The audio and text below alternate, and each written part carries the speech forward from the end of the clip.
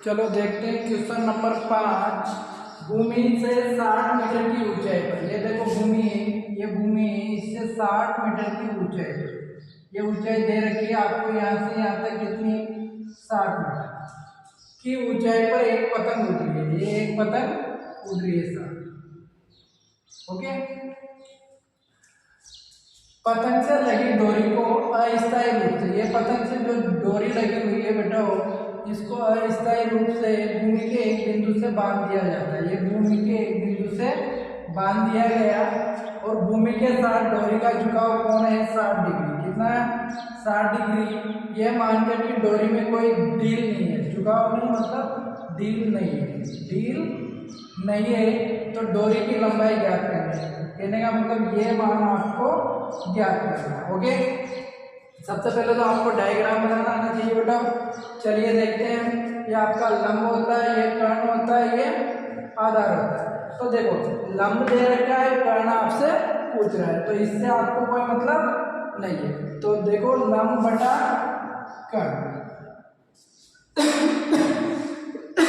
अब लंब बटा कर्ण किसका फॉर्मूला था, तो साइन का बताया ना, लाल बटा कक्का, लाल एल कक्का का के, यानी लंब बटा कर्ण। तो साइन कितना डिग्री लिखेंगे बेटा, 60 डिग्री। ओके, अब देखो लंब आपको दे रखा है कितना, 60, कर्ण आपसे पूछ रहा है तो कर्ण की जगह कर्ण भी लिख सकते हो और अगर x दे दिया तो x लिख दो। ठीक है, साइन 60, तो साइन 60 का मान क्या होता है, √3/2। ओके, वज्र गुणा कर लीजिए तो x √3 बराबर 60 को 2 से गुणा करेंगे तो कितना आएगा बेटा, 120। अब देखो x के साथ वाली संख्या उधर जाएगी तो कहाँ जाएगी, बटे में जाएगी। तो भेजिए, तो x के साथ वाली संख्या उधर जाएगी तो कहाँ चली जाएगी बेटा, बटे में। अब देखो बटे में √3 आ गया, तो वापस क्या करेंगे, परिमेयकरण करेंगे तो x बराबर क्या हो जाएगा, 120 बटा √3 इंटू √3 से ऊपर नीचे गुणा कर देंगे। तो देखिए 120 अंडर √3 बटे √3 को √3 से गुणा करेंगे तो क्या होगा, रूट हट जाएगा, क्या आएगा ओनली 3। अब देखो 3 से 120 डिवाइड हो रहे हैं कितनी बार, 40 बार। ओके, √3 मीटर, यानी डोरी की लंबाई कितनी आएगी, तो डोरी की लंबाई आएगी आपकी 40 √3 मीटर। यही आपका आंसर है। देखते हैं अगला क्वेश्चन, क्वेश्चन नंबर 6।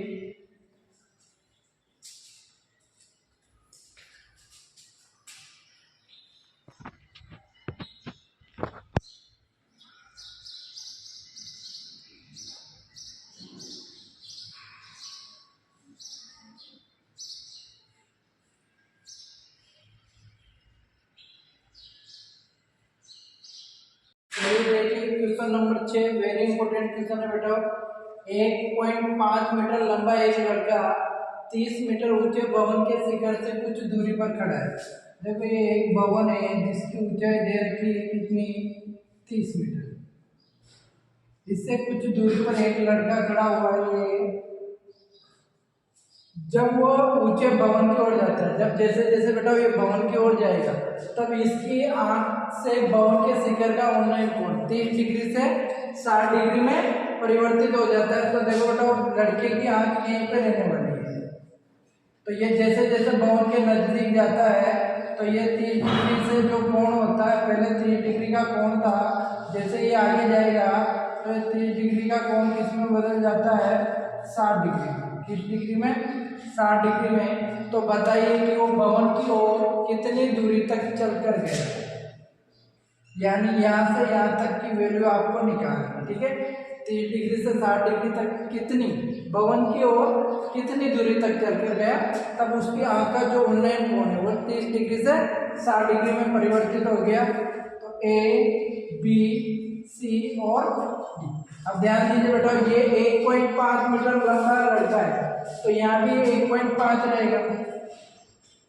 तो बताओ ये कितना बचा, तो 30 में से माइनस कर देंगे 1.5 को, तो ये बचेगा आपका 28.5 यहाँ से यहाँ। ओके, चलिए सॉल्व करते हैं। सबसे पहले अब देखो दो त्रिभुज आएंगे, हर सवाल में यही होने वाला है। तो आप आपको वही त्रिभुज उठाने हैं जिसमें समकोण आ रहा है, मतलब 90 डिग्री का कोण बन रहा है। देखो पहले तो इस छोटे वाले त्रिभुज में ए बी सी, त्रिभुज ए बी सी से देखो इसमें 90 डिग्री का कोण आ रहा है, तो ये यहाँ से यहाँ तक इसको मान लेंगे अपन y, तो ये टोटल हो जाएगी यहाँ से यहाँ तक x प्लस वाई। ओके, चलिए ये होता है आपका लंब, ये होता है आपका आधा। तो क्या लेंगे अपन, लंब बटे आधा, और ये फॉर्मूला होता है टेन का। तो टेन कितने डिग्री आएगा, 60 डिग्री। लंब का मान है 28.5 बटे आधा का मान लिया अपन ने y, टेन 60 का मान होता है √3 बटा 1। वज्र गुणा करेंगे बेटा तो y अंडर √3 बराबर 28.5 को 1 से गुणा करेंगे तो 28.5। अब देखो y के साथ वाली संख्या कहाँ चली जाएगी, बटे में, इसको दे दो समीकरण नंबर 1। ठीक है, अब दूसरा त्रिभुज लेना है जिसमें 90 डिग्री आएगा, तो कौन सा त्रिभुज लेंगे, ये बड़ा वाला। कौन सा, ये बड़ा वाला। ठीक है, देखो वही लंब है और अपने पास आधा है, तो वही लंब बटे आधा।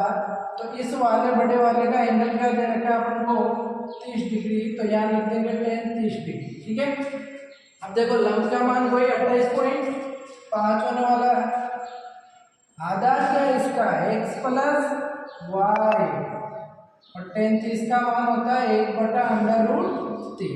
वज्र गुणा कर लो बेटा तो x प्लस वाई बराबर क्या हो जाएगा, 28.5 √3। ये हो गया आपके समीकरण नंबर 2। अब आपको इसे x का मान चाहिए था, किसका, x का मान। यहाँ से यहाँ तक कितनी दूरी तक वो चलकर गया, ये पूछ रहा है, बताइए वो बाउंड की ओर कितनी दूरी तक चलकर गया। तो अब क्या करेंगे, y की वैल्यू इक्वेशन सेकंड में डाल देंगे, तो समीकरण 1 का मान समीकरण 2 में रखने पर, तो ध्यान दो x का तो x आ जाएगा बेटा, प्लस का प्लस, लेकिन y, तो y की जगह क्या लिखेंगे, 28.5 बटे √3 बराबर 28.5 और √3 ऐसा का ऐसा। अब देखो प्लस वाली संख्या का पक्षांतरण करेंगे तो ये उधर जाएगी, तो किसकी हो जाएगी बेटा, देखो प्लस वाली उधर जाएगी तो किसकी होगी, माइनस की। तो x बराबर देखो क्या कॉमन मिल रहा है, 28.5 यहाँ भी है, 28.5 यहाँ भी है, तो दोनों जगह जो सेम संख्या होती है वो कॉमन मिल जाएगी। तो यहाँ पर क्या बचा, √3/1, तो यहाँ क्या बचा, देखो 28.5 बाहर आ गया, तो यहाँ कुछ नहीं बचा, कुछ नहीं बचेगा, तो वहाँ क्या बचेगा, 1। तो x का x